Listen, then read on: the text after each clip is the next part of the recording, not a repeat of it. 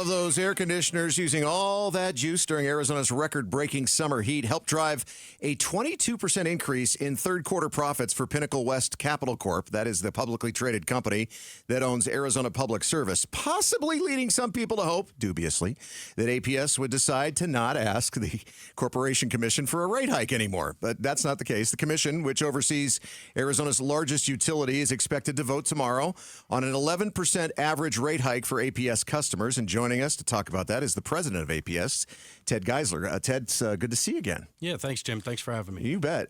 So is 11% too much, or did you guys actually ask for more, or how did you arrive at this 11% average increase? Well, Jim, every year we spend about $1.5 billion or more to upgrade the grid and strengthen it to ensure that we can continue reliable service for customers. This includes replacing poles, upgrading equipment, expanding power plants to keep up with growth. In this case, is about recovering the cost that we've already spent that is already in service, taking care of customers. And folks don't realize that our current rates are still based on 2018, 2019 levels. And I don't know about you, there's nothing left in my house that's still at the same cost as 2018, 2019. So this is about really updating rates to reflect the costs of service today and ensuring that we can begin recovering the cost for infrastructure that's already in place so that we can continue to invest in the grid and prepare for the future. We also understand, though, Jim, it is never a good time to raise rates, so we do take this seriously. We've worked with stakeholders for the past 18 months to ensure that this is a balanced proposal. We actually estimate that the net bill impact will be closer to 7.5% to 8.5% for your average customer. Typical residential bill would increase about $10 to $15 a month, but the decision hasn't been made yet. We'd expect that to be done tomorrow, and we're here to help those customers that need help with their bill. We have the largest energy support program in the state, and this proposal tomorrow is actually expected to expand that energy support program even further. So you mentioned yourself that you don't know of anything that still costs the same as it did in 2018.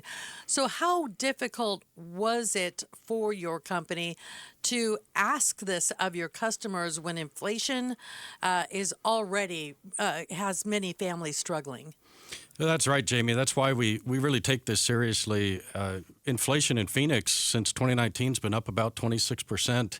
And if you include the expected rate increase tomorrow, that means our base rates from 2019 to 2023 would be increasing about 10%. So while it's never a good time to raise rates for our customers, we're doing our best to keep it as affordable as possible, keep it at or below inflation, and importantly, be there for our customers that need support with that energy support program and ways to save. We're talking with Ted Geisler, who is the president of APS. They're asking for a rate hike, which the Corporation Commission is expected to vote on tomorrow. Arizona solar advocates, they're holding a press conference tomorrow, and they say that APS has proposed to increase rates for solar customers by 13%, and that the Corporation Commission has proposed adding even more on top of that, possibly bringing solar customers a 15% rate increase. How is that fair? Well, it's really about treating all customers fairly and equally. And so it was determined during this 18-month rate proceeding that solar customers may not be paying their full cost of service. And so it was suggested during this process that solar customers may experience about a $3 a month extra fee to ensure that they're paying closer to their actual cost of service. When you say actual cost of service, what do you mean by that? Well, even if a customer has rooftop solar, they're still using the grid 24/7, 365 days a year. And it's important that we make sure that all customers are paying their fair share and that rates are allocated equally amongst all customers. And so it was necessary when looking at this rate proceeding that any rate increase is allocated fairly across all customer classes. Doesn't that even out, though, if a homeowner is producing more energy than they're using, and then you get that extra energy, right? Well, we pay for any extra energy that the solar customers are producing and putting back on the grid. We purchase that from those customers, and that results in a bill credit. But as soon as that sun goes down, of course, they're using 100% grid power. And this was a proceeding that presided with many stakeholders and an administrative law judge, and it was determined that those customers may need to pay about $3 a month extra just to make sure that they're paying the actual cost to serve them. Once again, we're talking with Ted Geisler, who is the president of APS. I want to take a second to talk about the challenges that APS and its workers have faced with our recent winter storms and what you're preparing for since winter is not over.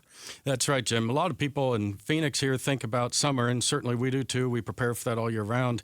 But this time of year, we're also very focused on keeping our customers up in northern Arizona comfortable and reliable. We recognize power outages can mean dire situations for many of our customers, and so we take storm response seriously. And I tell you what, Mother Nature packed in its own punch in northern Arizona here over Super Bowl and before. But our crews are ready. They worked through the night, heavy snowfall, 40-mile-an-hour winds, freezing temps, and they restored service quickly.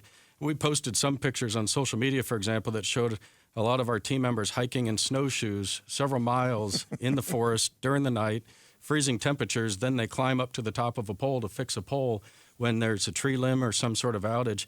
But you know what? That's what we're here for. I couldn't be more proud of the team. That's what they do and charge towards the carnage when storms come through, whether it be here in the valley during monsoon season or up north during the winter. That's the level of service our customers expect and deserve, and that's what we're here to do. Yeah, you can see where some of those transmission lines go up through the mountains and really rugged areas. I can't imagine having to get back in there to make a repair. That's right. Well, our team is terrific at that. They prepare all year long, and right now we're preparing for summer down here in the valley, and we'll be ready to serve our customers. Probably doesn't hurt that you go out occasionally and hang out with these people, too. It's like, oh, the president of the company's here. I love doing Put that. on some snowshoes, buddy. Yeah. Well, they get me up in the bucket truck from time to time, and they know I don't like heights, but I'll do it because they deserve the company. All right. Very good. Once again, Ted Geisler with APS, president of Arizona Public Service. Thanks a lot, Ted, for coming in this morning. Thank you. Thank you. Appreciate it. Thanks for watching Sharper Point. Click to see more from Arizona's morning news and tap the button in the middle to subscribe.